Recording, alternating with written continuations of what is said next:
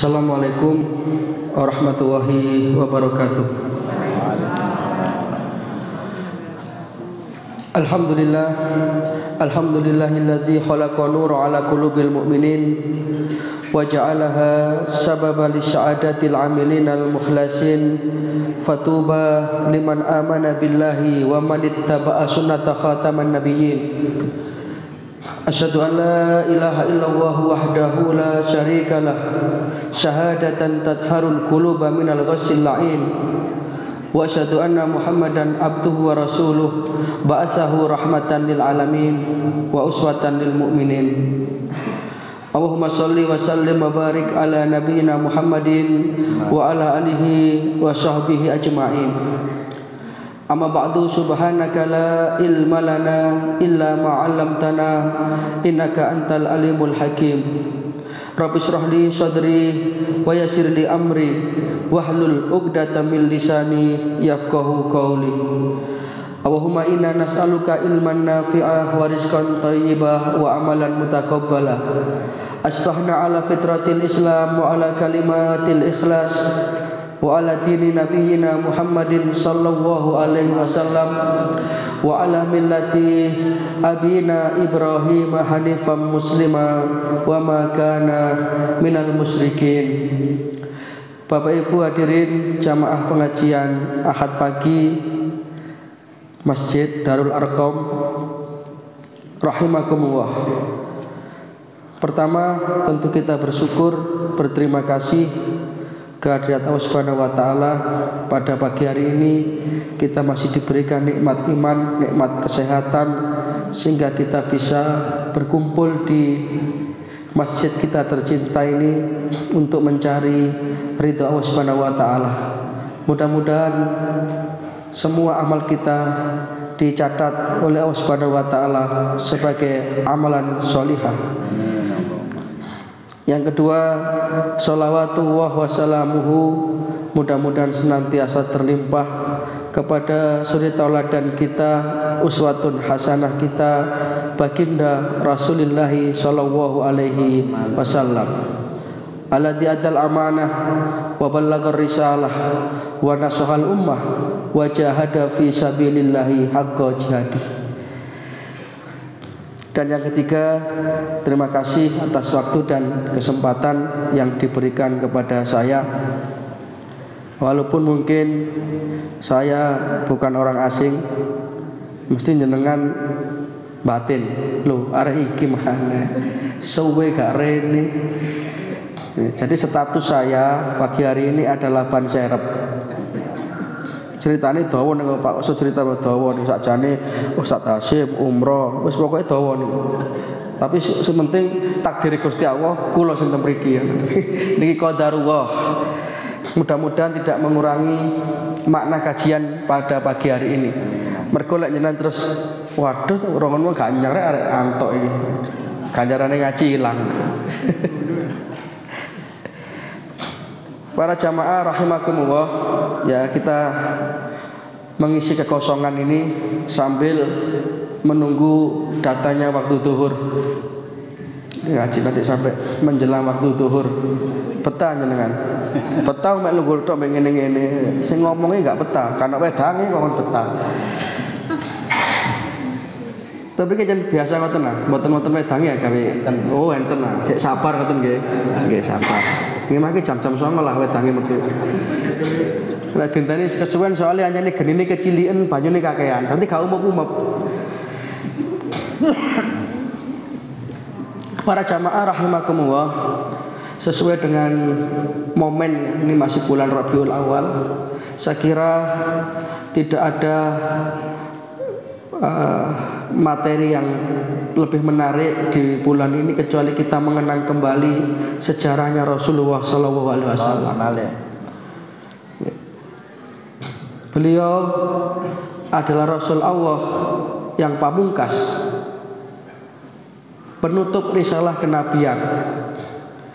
Jadi seluruh para nabi dan seluruh para rasul itu mempunyai misi risalah yang berkesinambungan satu sama lain, saling melengkapi. Bukan bersaing, tetapi saling melengkapi. Di dalam suatu hadis yang diriwayatkan oleh sahabat Abu Hurairah.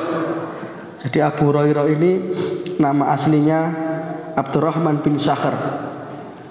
Disebut Abu Hurairah, Abun itu bapak, Hurairah itu kucing. Jadi pecinta kucing. Nama aslinya Abdurrahman bin Sakhr. Satu ketika Abu Hurairah ini bertemu dengan Rasulullah.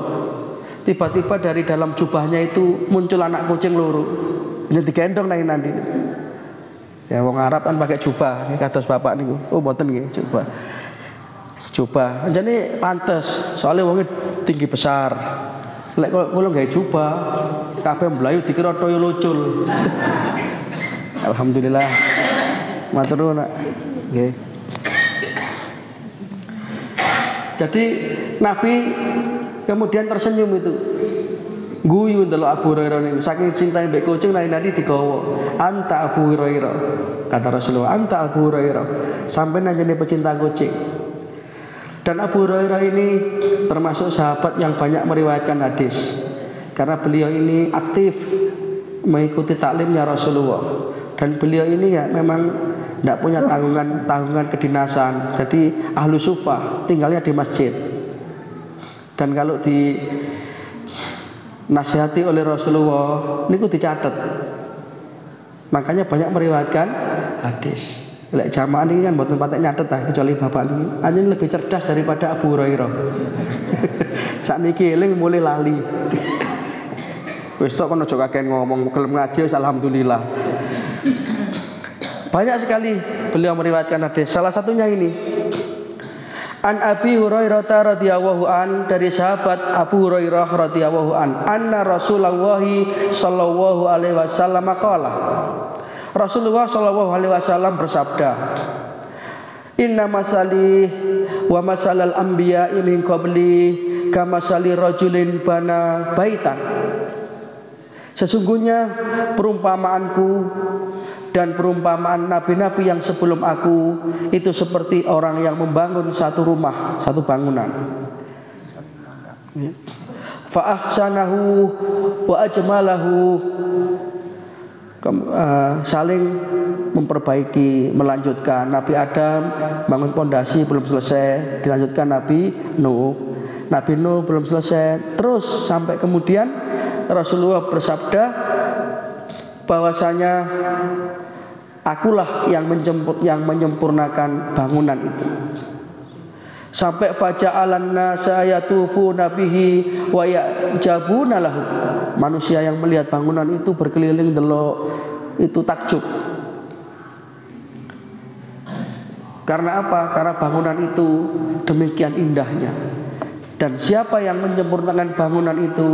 Akulah, kata Rasulullah. Wa ana khataman nabiyyin, dan akulah penutup para nabi. Jadi kalau sekarang ini ada orang mengaku menjadi nabi, masih sakti, ya tasbih dawane mriki panjen mriko. Ngomong udan-udan, bisa mendatangkan keajaiban-keajaiban, mengaku menjadi nabi, kita tidak usah percaya. Dan itu ada Pak, banyak, mulai namanya Musaddiq. Di Jombang itu ada tukang cukur ngaku nabi, namanya sinten Haryono Mas itu. Sholawatnya gak penak. Lalu Rasulullah kan, ya Habibi ya Muhammad, penak. Ya Habibi ya Haryono, ora penak belas. Karena la nabi ya ba'di, tidak ada nabi sesudah aku, kata Rasulullah. Maka nabi ini adalah penutup para nabi. Dan karena penutup berarti konsekuensinya ajarannya harus sudah sempurna. Jadi tidak ada ajaran yang sesudah Rasulullah, tidak ada nabi sesudah beliau. Islam yang dibawa oleh Rasulullah itu sudah sempurna. Makanya Kiai Haji Ahmad Dahlan menamakan organisasi ini Muhammadiyah, pengikut Nabi Muhammad, supaya selamat selamat dunia, selamat akhirat. Dan kalau kita itu bermuhammadiyah itu harus konsekuen loh Pak. Kalau apa minggring nanti ya di surga itu kerepotan mencari rombongan. Loh betul Pak. Orang masuk surga nanti berombong-rombongan. Surat Az-Zumar. A'udzubillahi minasyaitonirrajim. Wasiqal ladzina taqaw rabbahum ilal jannati zumara.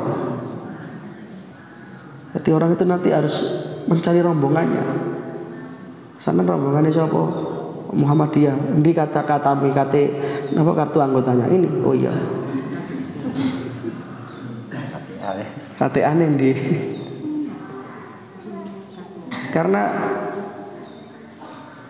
tidak sendiri-sendiri rombongannya, ada rombongan Muhammadiyah, ada rombongan NU. Mudah-mudahan ketemu semua di surga. Nih. Pokoknya mboten nyimpang, lek Syiah mboten ketemu Pak. Syiah itu nyimpang. Jadi harus konsisten dan konsekuen. Karena semua itu jelas, itu jelas. Sehingga nanti kalau sudah rombongan itu masuk surga, hatta idza ja'uha wa futihat abwabuha, malaikat menyambut dengan ramah. Dibukakan pintu surga, dikatakan kepada mereka, salamun alaikum dibetum fadkhuluha khalidin. Silakan masuk ke dalam surga dan tinggallah di sini selama-lamanya. Alangkah indahnya. Pokok sing konsisten ning wau lho. Elek.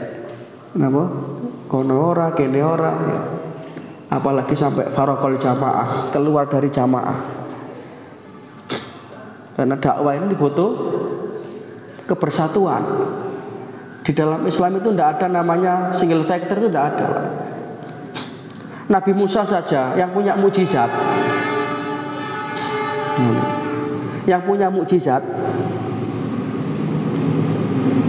punya tongkat yang bisa membelah lautan. Itu saja dalam berdakwah beliau masih minta konco.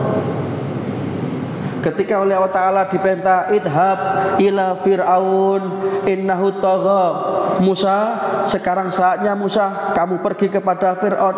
Fir'aun sudah melampaui batas. Nabi Musa berdoa kepada Allah, qala rabbi shrah li sadri.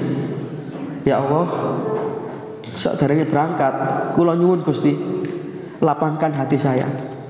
Karena berdakwah kepada pemimpin penguasa yang dolim bukan perkara main-main.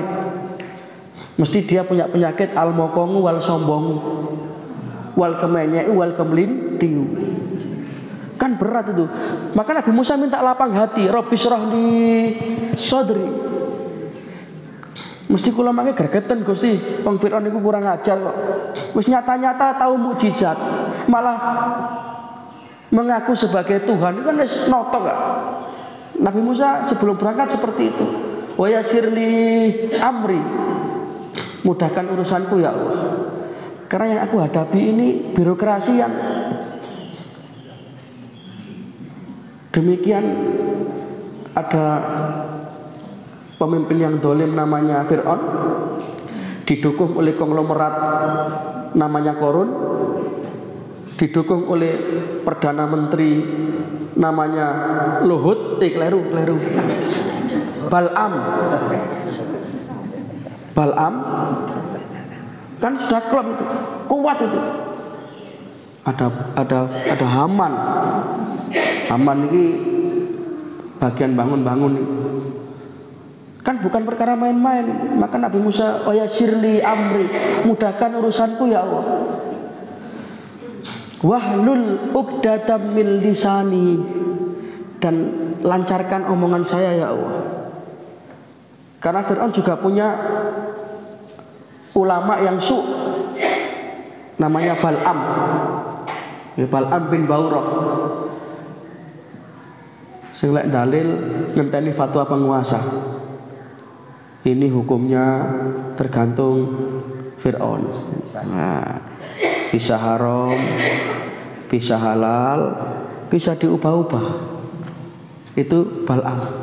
Pinter orangnya. Jadi Fir'aun itu lengkap sudah pendukungnya. Maka tidak heran kalau Nabi Musa minta itu, lancarkan. Dan satu riwayat mengatakan Nabi Musa itu kan agak pelat, karena ketika kecil itu kan keselamatat geni itu ilatnya itu, sehingga rada cadel.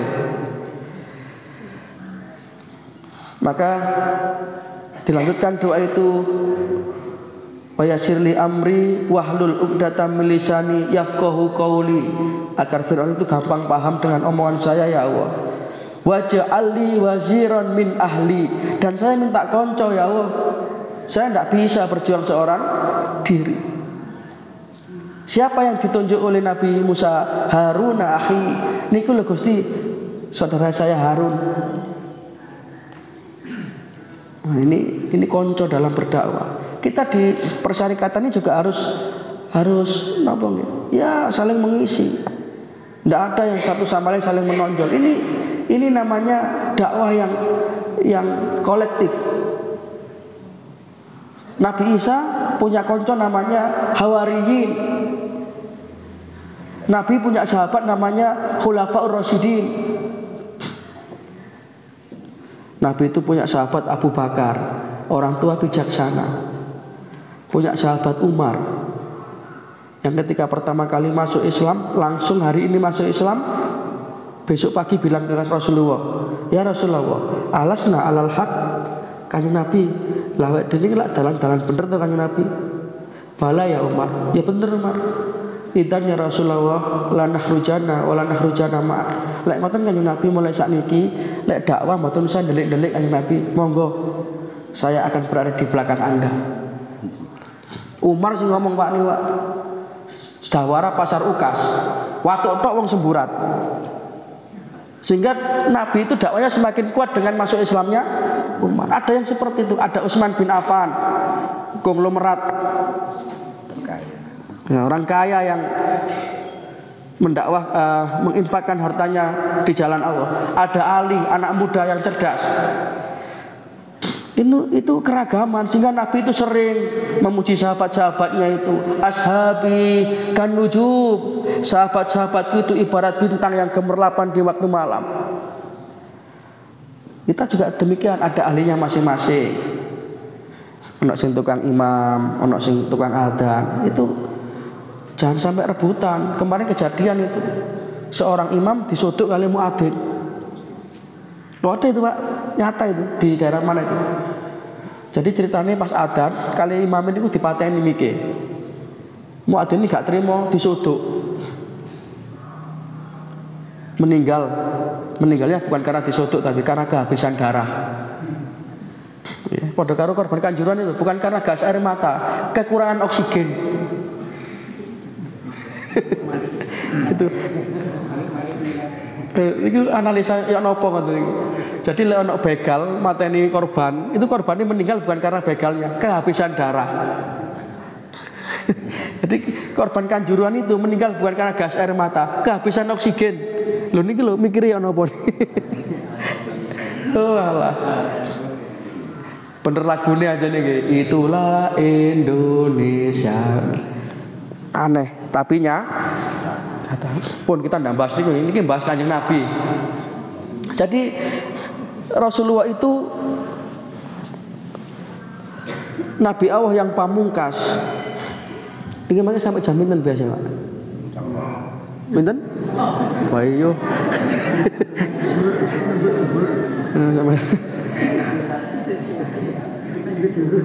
Tenane makin jenengan grundel. Wah iku sapa sing mang sing nganteni mang. Cilik omonge akeh. Bahasan kita ini akan saya bagi dua Pak. Dua rumusan masalah. Nanti kita akan bahas sesuai dengan waktu yang tersedia. Ya insya Allah jam 7 lah kita selesai. Ngaji niku dawa nggih gak apik, cenderung nggih kurang ngoten. Yang sedang-sedang saja. Sampai jam 7 insya Allah nanti. Yang pertama, kenapa kita kok cinta kepada Rasulullah? Yang kedua, bagaimana sih cara kita mencintai Rasulullah itu? Jangan-jangan maksudnya mencintai Rasulullah, tetapi sebenarnya Rasulullah tidak memerintahkan itu. Ini kan jadi permasalahan nanti. Kita mulai dari yang pertama. Kenapa kok kita itu cinta kepada Rasulullah? Ini kan pertanyaan besar, Pak. Kita itu loh tidak pernah ketemu Rasulullah. Kalau sahabat Abu Bakar, tadi itu sahabat Umar, itu cinta kepada Rasulullah, nggak heran. Beliau hari-hari bersama Kanjeng Nabi, tahu kesehariannya Rasulullah. Bahkan Abu Bakar itu mendampingi Rasulullah di malam hijrahnya itu.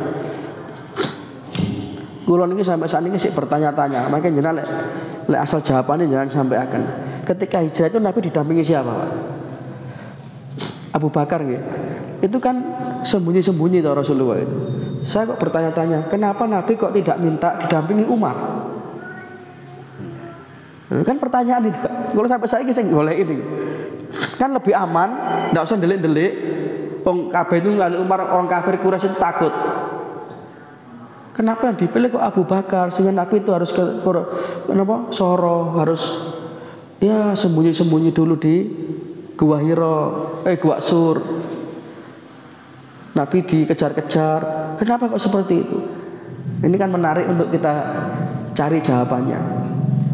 Kalau didampingi Umar kan budal-budal saja. Alasan pertama, kenapa kok kita itu cinta kepada Rasulullah? Karena mencintai Rasulullah itu adalah merupakan bukti, kwitansi kecintaan seorang hamba kepada Allah Subhanahu wa taala. Jadi kalau kita itu mengaku cinta kepada Allah, syaratnya adalah mencintai Rasulullah. Surat Ali Imran ayat 31. A'udzubillahi minasyaitonir rajim. Qul in kuntum tuhibbunallaha fattabi'uni yuhibbukumullahu wa yaghfir lakum dzunubakum wallahu ghafurur rahim. Katakanlah wahai Muhammad, jika kamu benar-benar mencintai Allah, maka fattabi'uni, ikutilah Rasulullah. Yuhibbukumullah, niscaya Allah akan mengasihi dan mengampuni dosa-dosa kita. Wa yaghfir lakum dzunubakum. Ini alasan yang pertama. Karena kecintaan kita kepada Rasulullah itu bukti kecintaan kita kepada Gusti. Yang kedua, kenapa sih kita itu kok mencintai Rasulullah? Karena Rasulullah itu demikian besar jasanya kepada kita. Coba bisa jenengan bayangkan, andai kata Nabi itu tidak kuat menghadapi tekanan kafir Quraisy, kemudian beliau minta pensiun menjadi Nabi, kita tidak akan mengenal ajaran yang benar. Loh gini apa Pak? Loh, Nabi itu kan juga manusia biasa. Beliau punya rasa, punya hati, punya nurani. Ketika oleh orang kafir Quraisy beliau itu dihinakan, didolimi, kemudian beliau tidak kuat, apa kira-kira kita itu bisa mengenal Islam? Nabi itu betah-betahkan loh Pak, betah-betahno. Bahkan Rasulullah itu tidak membaca doa yang pamungkas.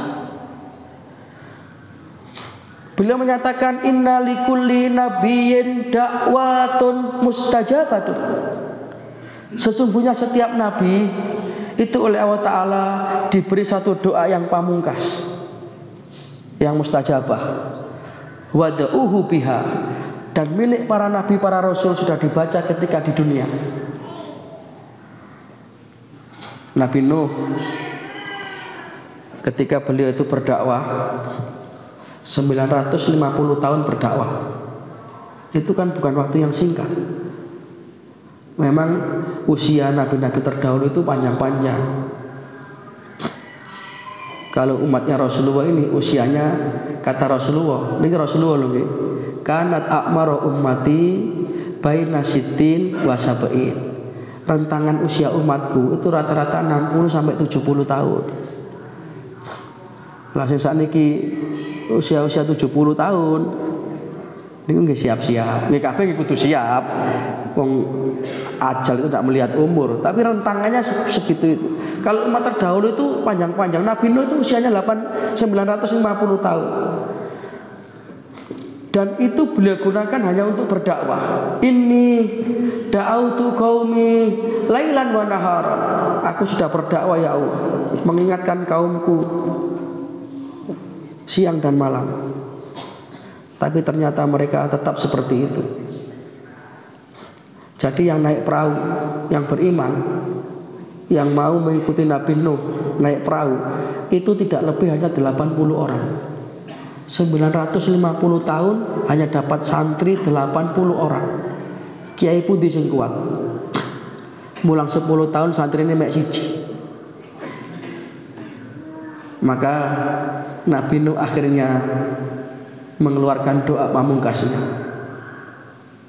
Rabbi la tadar alal ardi minal kafirina dayyarah.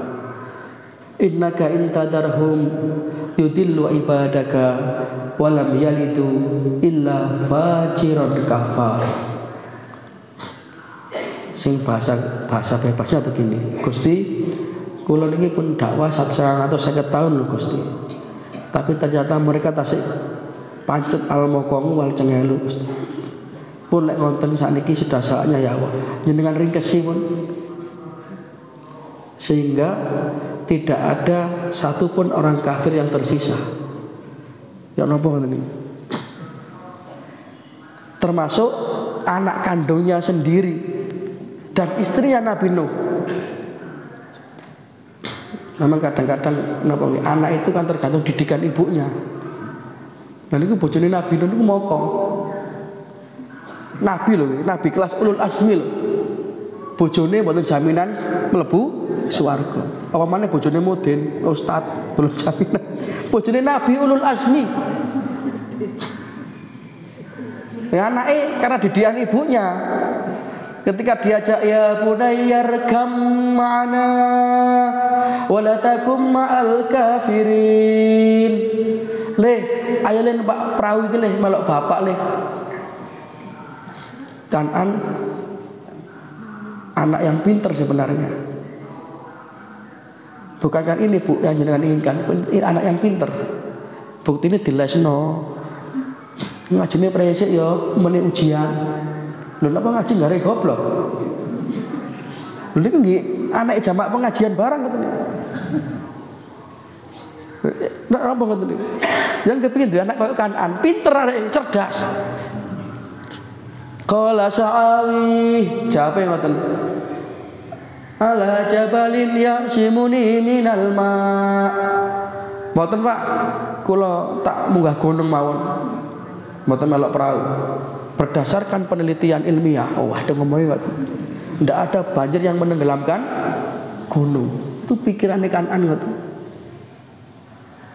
Dia tidak tahu ini banjir azab. Sehingga Kan'an yang ketika itu lari ke atas gunung Judi tenggelam. Berarti banjirnya Nabi Nuh ini menenggelamkan gunung. Ya napa nyelek di anak ngono.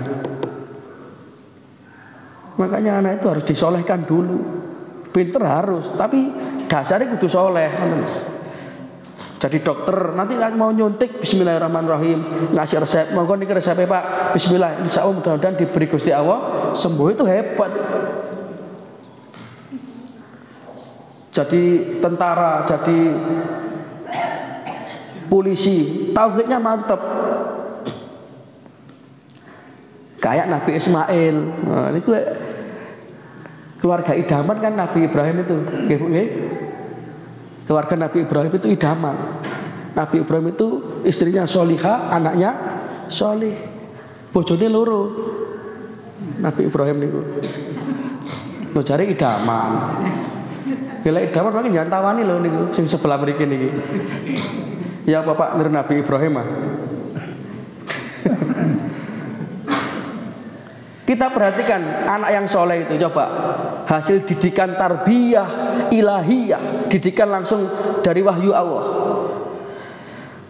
Ketika Nabi Ibrahim dipanggil oleh bapaknya, Ya bunayya, wahai anakku, ini ara fil manam ani adbahuk. Le bapak wengi ngimpi dikongkon boleh sampean le. Bagaimana pendapatnya sampean? Napa ndak hebat ya? Ini perintah diberikan oleh Allah Ta'ala kepada seorang bapak yang hanya punya anak satu-satunya.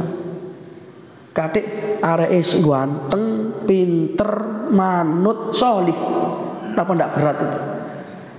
Lek perintah niki turun kepada seorang bapak sing anake 10 mokong kabeh. Mboten berat, Pak. Belain anakmu mesti takon, pinten Gusti sedaya. Anake 10 kabeh doyan mangan. Sing siji gendaan gak mari-mari. Siji mabuk ben mule. Dikain beleh. Wis seneng bapake. Siap ya Allah. Sakniki napa benjing? Kabeh napa separuh mawon. Lah ini anaknya solih, dikatakan oleh Quran gulamun halim, anak yang soleh, manut. Dan itu terbukti dari jawaban Nabi Ismail. Qala ya abatif alma tu'mar satajiduni insyaallahu minas sabirin. Pak, lek pancen iki perintah Gusti Allah, Pak, monggo dilampahi, Pak. Kula ikhlas, kula rida, tambah eman. Nabi Ismail, Nabi Ibrahim. Lek rek saniki ya napa? Le bapak kon boleh sampean. Ya apa, Pak? Paling ana pisan kas.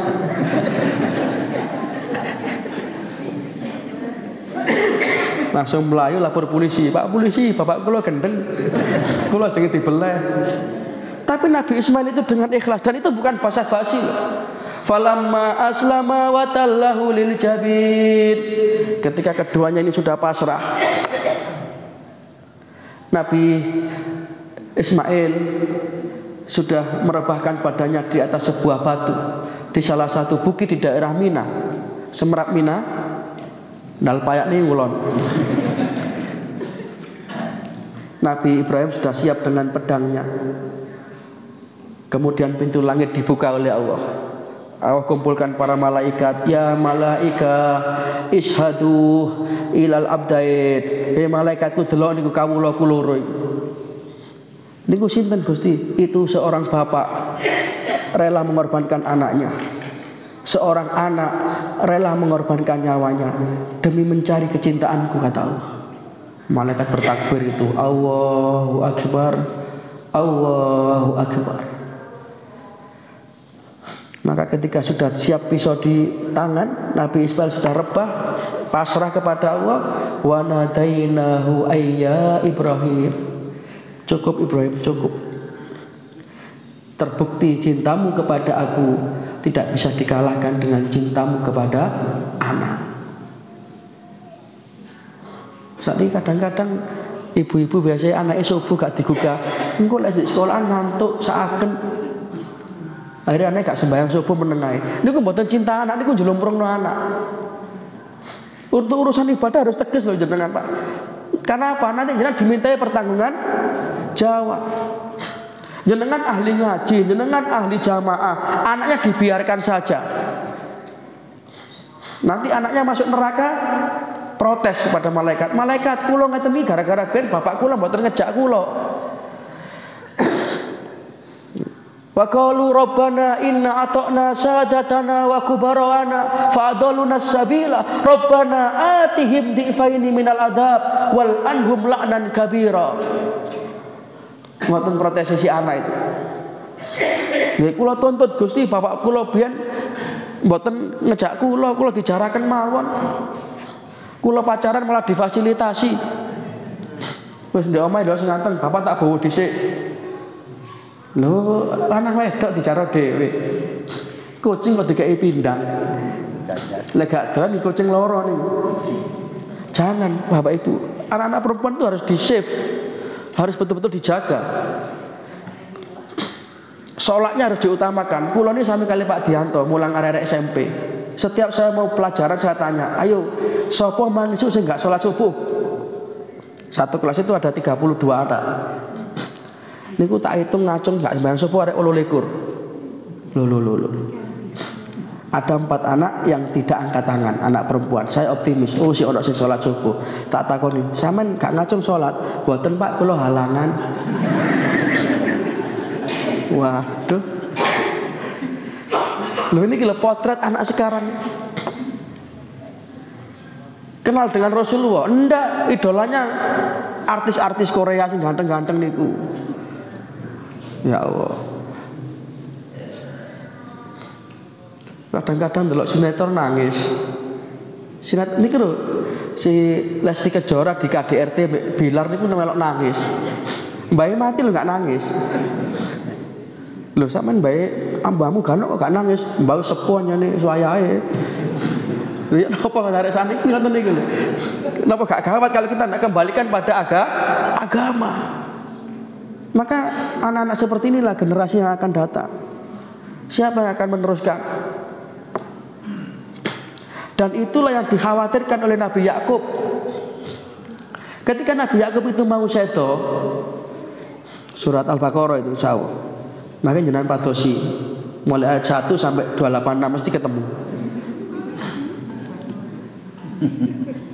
Am kuntum syuhada'a id hadara Yaqubal maut. Coba kamu perhatikan. Apa kamu tidak menyaksikan ketika Nabi Yakub ini sudah kedatangan tanda-tanda kematian? Beliau kumpulkan anak-anaknya itu. Satu yang ditanyakan oleh Nabi Yakub. Nabi Yakub ngelompokno anaknya mboten ngedum warisan. Mboten wasiat masalah donya. Le sawah sing ngono iku tekmu. Sing kono tekmu. Ruko sing pinggir rembong aja didol ya le. Napa Pak? Lah teke Cina kok modal. Beliau kelompokkan itu. Nah, bahasa ini saya kelompokkan itu. Do ma ta'buduna min ba'di. Ma ta'buduna min ba'di. Lek bapak wis gak ono. Awakmu sing nyembah apa? Sik gelem ngaji ya, sik gelem sholat jamaah. Itu yang dikhawatirkan oleh Nabi Yakub. Ya napa ndak khawatir kalau anak-anak jenengan iku wong arek sakniki lho Pak. Ya Allah, mboten kula crita wong liya, ponakan kula mondok kan sing kerasan. Tak pikir-pikir kok koyo aku biyen. Lha kula ben mondok 2 minggu mulai. Dadine ngeten iki, ora genah ngeten iki. Saya jenengan kleru njaluk kula dadi penceramah niki. Wong kula mondok 2 minggu gak kerasan. Subhanallah, arek sakniki ngoten niku. Arusnya sangat deras sekali. Kalau kita tidak kembali pada ajaran agama, orang itu harus tegas. Kalau gak sembahyang, kata sangoni. Harus seperti itu. Sopo digugah, ayo sopo. Sik ngantuk, ga iso. Sopo tangi, kudu ngoten. Biasa ibuke sing mboten tegon niku. Biasa ibu-ibu yang perasaannya itu lebih baperan kan ibu-ibu. Lek bapak itu tega mawon. Mondok nggih ngoten. Mondok niku kadang-kadang ibuke angen-angen ae, areke mangan apa ya. Jare bapake ya mangan sego, mosok mangan watu. Ngoten kan malah arek gak kerasan, diangen-angen. Sudah yang los. Kok Nabi Ibrahim niku lho. Nabi Ibrahim niku ninggal Hajar kali Ismail. Niku dak padahal ditinggal temu ndi? Biwadin ghairi di zar'in inda baitikal muharram. Di lembah yang gersang dan tandus. Lumut man mboten tukul, kewan ndak ada yang tumbuh. Saking ndak ada kehidupan di situ. Ditinggal di situ. Ismail si cilik. Bayangkan. Sehingga ketika itu Nabi Ibrahim tidak menoleh, berjalan meninggalkan anak dan istrinya itu. Nggih Hajar bengok-bengok ta, "Kang." Nggih waktu ini mboten Kang ngoten nggih, bahasa gampange ngoten. Tenan di Kang. Nabi Ibrahim tidak semaur. Cak tenan di Cak, tidak semaur. Sampai kemudian Hajar paham. Cak, iki perintah Gusti Allah. Nabi Ibrahim mantu. Oh ya wis. Tinggal. Menurut ukuran nalar, tidak akan lama di situ. Oh nggak ono Indomaret, Lek jenengan ditinggal bapak ten pundi ten Kalimantan tenan gak masalah, yang penting kiriman lancar. Bu, aku gak iso mulih, gak masalah, yang penting duwe mulih. Lah niku di tempat yang gersang dan tandus. Rabbana inni askantu min dzurriyyati biwadin ghairi dzi syar'in inda baitikal muharram. Ya Allah, kula njenengan perintah ninggalaken anak bojo kula ten nggen sing ngeten iki Gusti. Mboten masalah Gusti, wong niki perintah jenengan. Kula titipaken jenengan Gusti. Tapi bapak-bapak mboten saya nyuntung mboten Pak, gak iso Pak. Dik, tak tinggal ya Dik. Aku tak nang Jakarta. Tak ditong Gusti Allah sampean.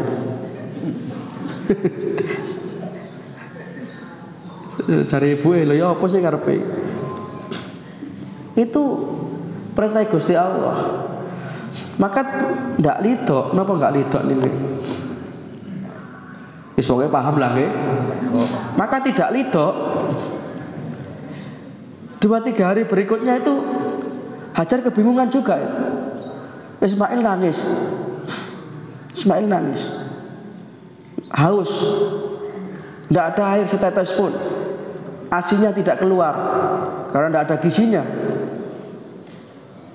Bingung Hajar, berlari-lari kecil itu antara 2 bukit, Sofa, Marwa, Sofa, sampai akhirnya terjadilah keajaiban.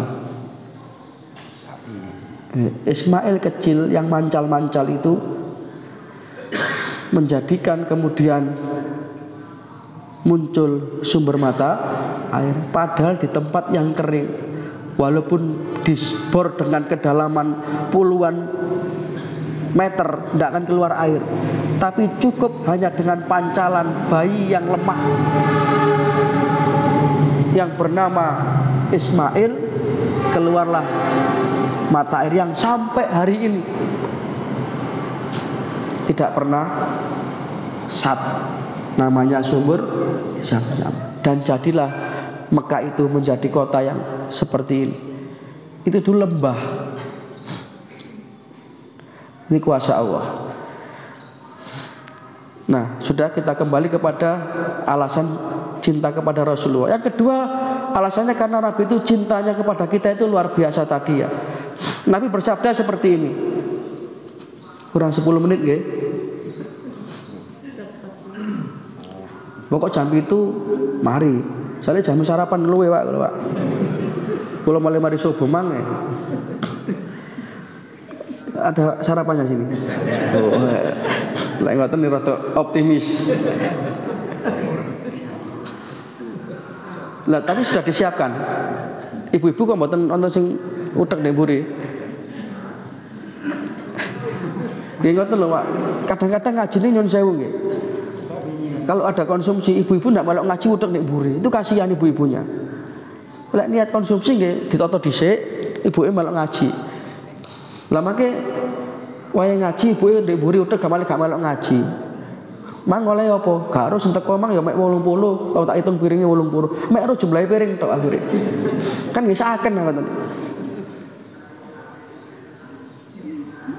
Apa mang mau cepet sarapan?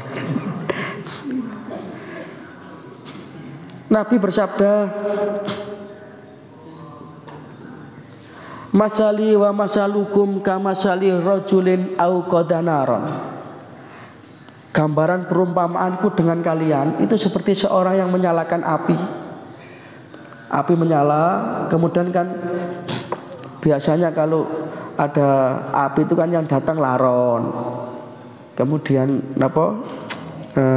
Belalang datang. Itu kita berusaha supaya jangan sampai laron, belalang itu terbakar oleh api. Itulah Rasulullah. Rasulullah itu menjaga sekali supaya umatnya ini jangan sampai ada yang masuk neraka. Itu loh. Sehingga dunia akhirat Nabi itu cinta kepada kita. Tadi saya katakan setiap Nabi itu punya doa yang pamungkas, dibaca ketika di dunia. Wa inni, kata Rasulullah, kalau aku ihtaba'tu dakwati, tak simpen doaku itu, ndak aku baca di dunia. Bagaimanapun kurang ajarnya Abu Jahal, Abu Lahab, Nabi tidak pernah berdoa mencelakakan mereka. Di Taif Nabi dilempari batu sampai berdarah mulut beliau. Malaikat Jibril datang, ya Rasulullah, demikian kurang ajarnya orang-orang Taif itu. Perkenankan aku mohon kepada Allah, aku angkat godok Uhud itu, aku akan timpakan kepada masyarakat Taif. Apa jawaban Nabi yang mulia ini? Jangan Jibril, jangan. Aku ini rahmatan lil alamin. Aku ini diutus membawa rahmat. Kalau orang Taif itu tidak mau beriman kepada aku, mungkin anaknya tidak mau, mungkin cucunya. Maka doa pamungkasnya disimpan. Wa inni ihtaba'tu da'wati syafa'atan li ummati yaumal qiyamah. Doaku tak wocong di akhirat supaya menjadi syafaat bagi umatku. Jadi Rasulullah inilah satu-satunya Nabi yang nanti di akhirat atas izin Allah bisa memberikan yang namanya syafaatul udmah. Bukan sih kurang bukti hanya Nabi cinta kepada kita. Maka pantas kalau kita itu harus mencintai Rasulullah. Nanti ketika di akhirat Rasulullah itu akan mendampingi umatnya satu persatu beliau kawal. Tapi umatnya loh, umat yang diakoni kanjeng Nabi.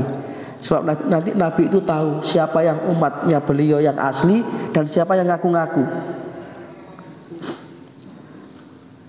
Beliau menyatakan inna ummati ya'tuna yaumal qiyamah ghurran muhajjalin min asharil wudu. Nanti umatku itu akan datang di hari kiamat wajahnya berseri-seri. Oh itu umatku, ummati ditimbali kali kanjeng Nabi. Ketika melewati Sirat, Nabi mengangkat tangan, Allahumma sallim, sallim, ya Allah selamatkan, ya Allah selamatkan, ya Allah.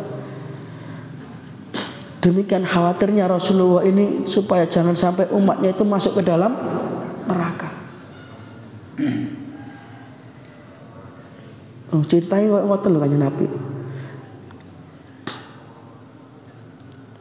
Makanya ketika kita itu menjadi umatnya Rasulullah, jadilah umat Rasulullah itu yang sebenar-benarnya seperti yang diterangkan oleh Allah Subhanahu wa taala di dalam Al-Qur'an surat Al-Fat ayat 29 itu.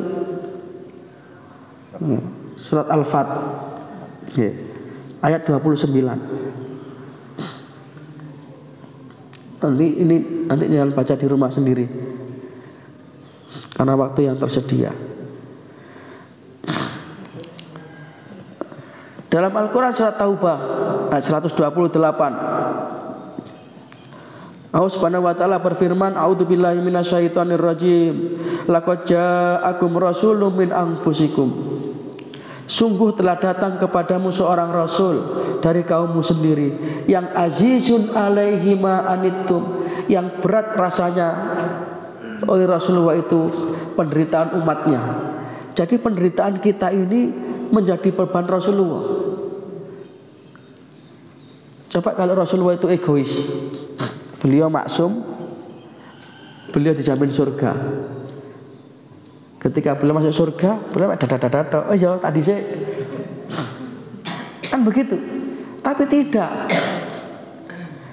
Ketika beliau itu dibangkitkan dari kuburnya besok, satu riwayat mengatakan beliau didampingi malaikat Jibril, beliau terbangun seperti orang bangun tidur. Kemudian beliau bertanya, ayu yaumin hada ya Jibril?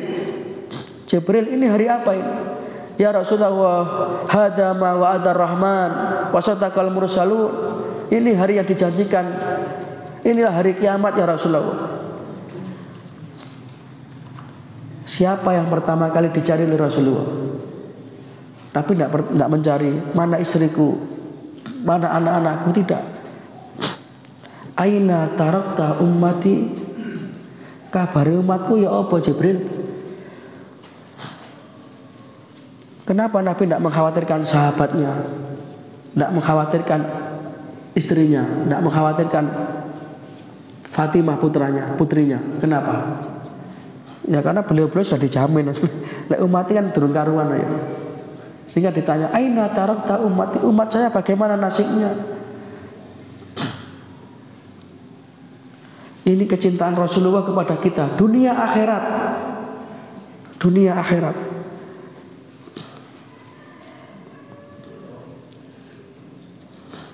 Yang ketiga, alasan kenapa kita mencintai Rasulullah.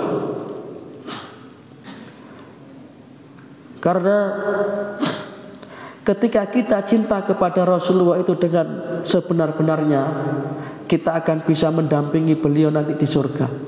Bukankah ini cita-cita kita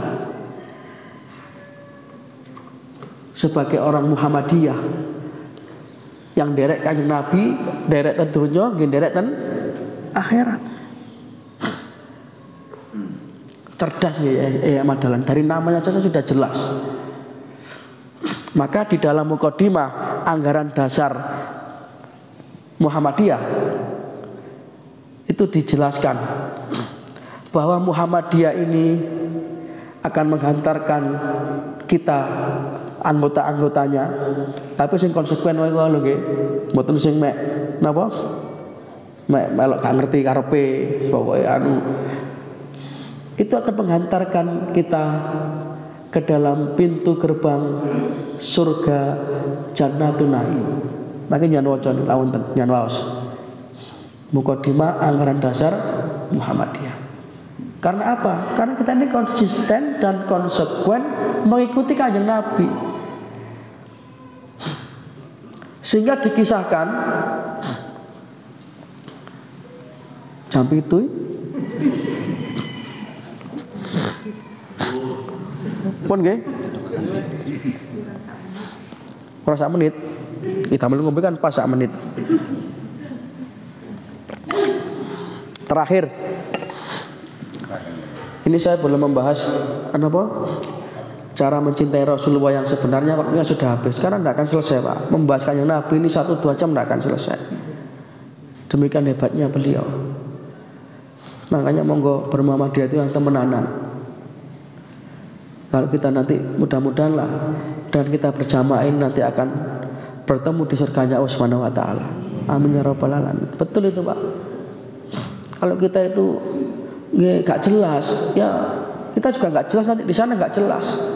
Saya ben malah kelompok apa? Gak jelas kalau malaikat. Ya wis. Gak di rombongan.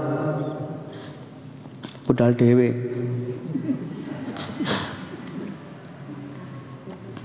Hatta sana abdan ahbarona abi an Syu'bah an Amri ibni Murrah an Salim ibni Abi Ja'di an Anas ibni Malik anna rajulan sa'alan nabiyya sallallahu alaihi wasallam. Dikisahkan ada seorang laki-laki datang kepada Rasulullah. Laki-laki ini orang Badui, Pak. Cara mriki wonten wong desa. Yang orang lain melihat dia itu ya disepelekan lah kadang-kadang. Kadang-kadang kita itu kan melihat gelar, Pak. Delok sugine, delok gelare. Ternyata belum tentu itu semua. Ini yang datang kepada Rasulullah justru orang kampung, orang desa. Tapi cerdas orang ini. Beliau bertanya kepada Rasulullah, "Ya Rasulullah, mata sa'ah?"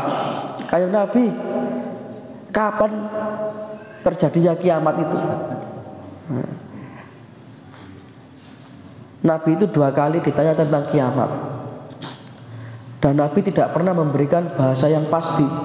Karena memang tidak ada yang tahu hakikat kapannya kecuali Gusti Allah. 2 kali ditanya, Nabi selalu menjawab dengan jawaban yang diplomatis. Termasuk ini, "Ya Rasulullah, mata sa'ah?" Kayak Nabi, kapan kiamat? Nabi tidak menjawab. Karena ini orang Badui ini rotok ngotot. Kayak Nabi, kapan kiamat? Kemudian akhirnya Rasulullah balik bertanya, "Ma'adat talaha?" Sampeyan niku lho takon-takon kiamat wis duwe persiapan. Coba kita perhatikan, ditanya oleh Rasulullah seperti itu, apa jawaban orang Badui tadi? Kenapa kira-kira, Pak? Jawabannya tercerdas. Qala ma'adatu laha min kasiris shalah wala saumin wala shadaqatin. Kanjeng Nabi ngapunten, Kanjeng Nabi, kula niki dereng ada persiapan sing kathah. Salat kula nggih sik ngoten-ngoten mawon, poso kula nggih biasa mawon. Tapi satu ya Rasulullah yang aku miliki.